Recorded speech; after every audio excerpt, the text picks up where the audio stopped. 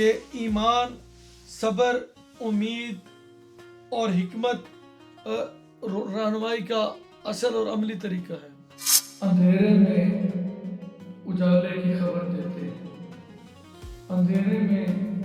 اجالے کی خبر دیتے ہیں، ہم ہیں وہ لوگ جو پیغام سحر دیتے ہیں۔ اعوذ باللہ من الشیطان الرجیم، بسم اللہ الرحمن الرحیم۔ معزز سامعین، ناظرین اور حاضرین، میں ہوں محمد صدیق قریشی اور آپ دیکھ رہے ہیں ہمارا یوٹیوب چینل مسافر 1800 اور پروگرام علم کی دنیا۔ تو آج ہم پھر ایک نئی نشست کے ساتھ کہ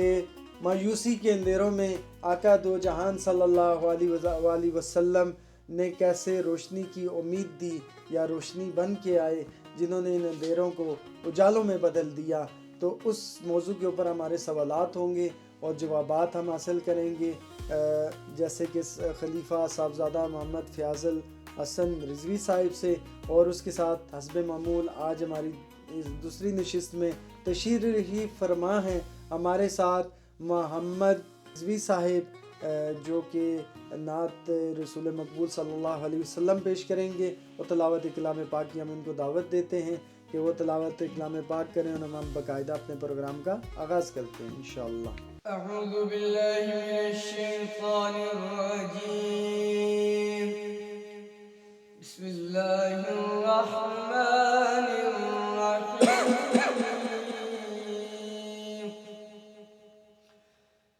ألم نشرح لك صدرك ووضعنا عنك وزرك الذي أنقض ظهرك ورفعنا لك ذكرك فإن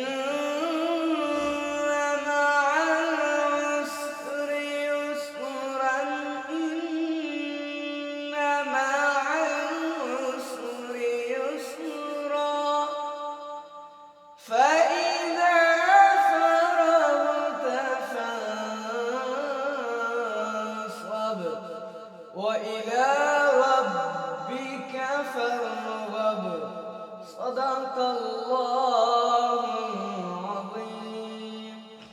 جزاک اللہ جی۔ تو بلا تاخیر آج ہم اپنا وقت جو ہے اس کی طرف لے کے آئیں کہ بجائے ادھر ادھر کے ڈائریکٹ سوالات کی طرف اور موضوع کی طرف ہم جانتے ہیں مولانا صاحب سے کہ آپ صلی اللہ علیہ وسلم کے نزدیک امید کی اہمیت کیا تھی، جیسے امید کی روشنی بن کے آئے۔ تو ہم پہلے امید پہ ہی بات کرتے ہیں کہ آپ صلی اللہ علیہ وسلم کے نزدیک امید کی حیثیت کیا تھی۔ نحمده ونصلي على رسول الكريم، اما بعد فاعوذ باللہ من الشیطان الرجیم، بسم اللہ الرحمن الرحیم، قل یا عبادی الذین اسرفوا علی انفسهم لا تقنطوا من رحمت اللہ، صدق اللہ مولانا العظیم وصدق رسولہ النبی الکریم الامین، ونحن علی ذلک لمن الشاہدین والشاکرین والحمد للہ رب العالمین۔ اندھیرے میں اجالے کی خبر دیتے ہیں، اندھیرے میں اجالے کی خبر دیتے ہیں، ہم ہیں وہ لوگ جو پیغام سحر دیتے ہیں۔ سبحان اللہ۔ آپ نے سوال کیا میرے محترم بھائی صدیق قریشی صاحب نے، تو اس سے پہلے میں آپ کو آج اس 26 جو ایپیسوڈ ہے اس پر مبارکباد پیش کرتا ہوں کہ آپ کی شب و روز کی جو محنت ہے اور آپ کی ٹیم کی، تو اللہ آپ کو اس کی جزا عطا فرمائے، آپ کی ٹیم کو بھی اور جو بھی آپ کے معاونین ہیں ہر حوالے سے، اللہ آپ کو ہمت اور توفیق عطا فرمائے کہ یہ جو آپ نے مشن شروع کیا یہ صبح قیامت تک اسی طرح چلتا رہے، پھلتا رہے، پھولتا رہے۔ تو میں آپ کے اس سوال کی طرف آتا ہوں۔ تو سب سے پہلے تو یہ کہ نبی صلی اللہ تعالیٰ علیہ وسلم نے کبھی بھی نا امیدی کو قبول ہی نہیں کیا، کیونکہ جو میں نے آیا مبارکہ جو آپ کے قلب اطہر پر قرآن اترا کہ کل یا عبادی الذین اسرفوا علی انفسہم لا تقنطوا من رحمت اللہ، کہ تمہارے گناہوں کا عالم یہ بھی ہو جائے کہ تمہارے گناہ زمین کے ذروں سے زیادہ ہو جائیں، آسمان کے تاروں سے زیادہ ہو جائیں، کائنات عالم میں جتنی مخلوقات ہیں ان ساروں کو جمع کر لیا جائے، درختوں کے پتوں کو جمع کر لیا جائے، ان کی شاخوں کو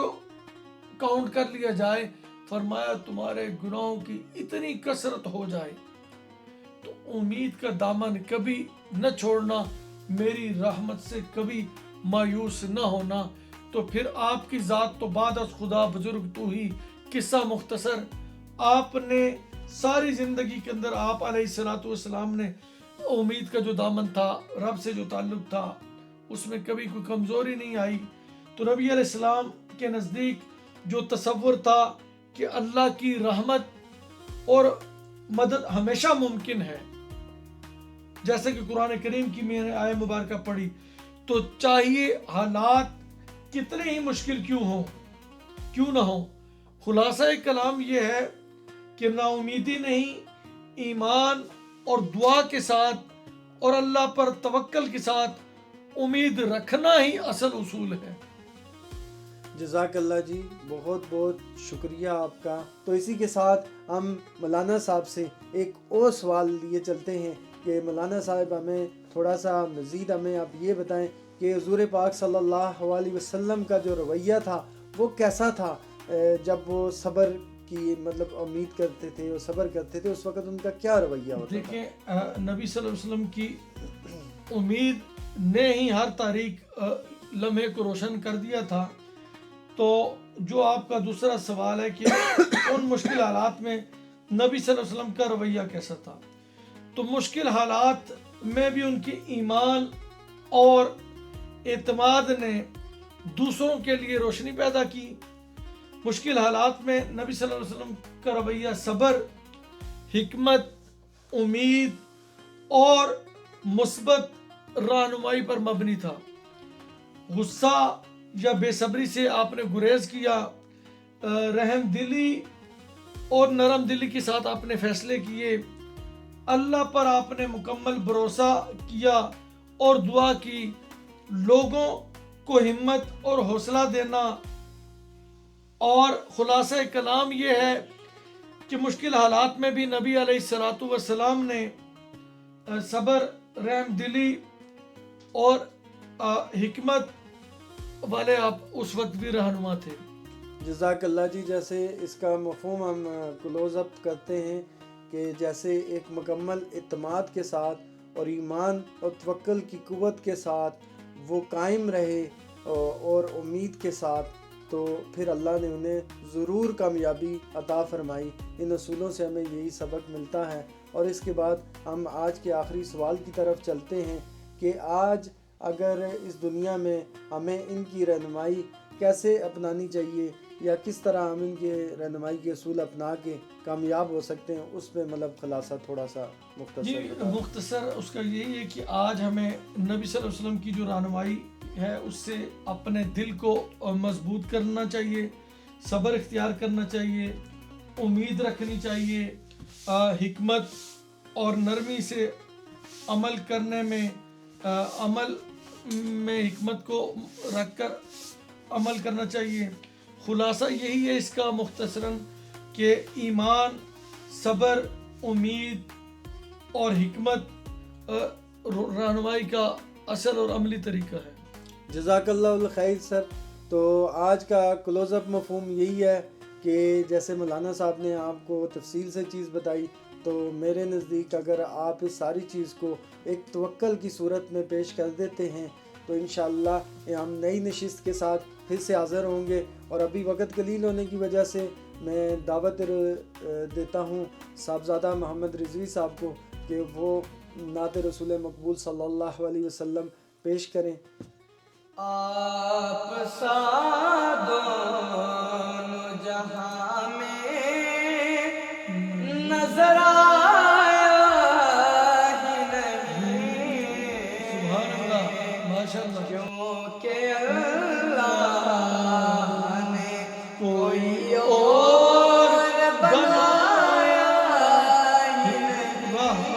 بے شک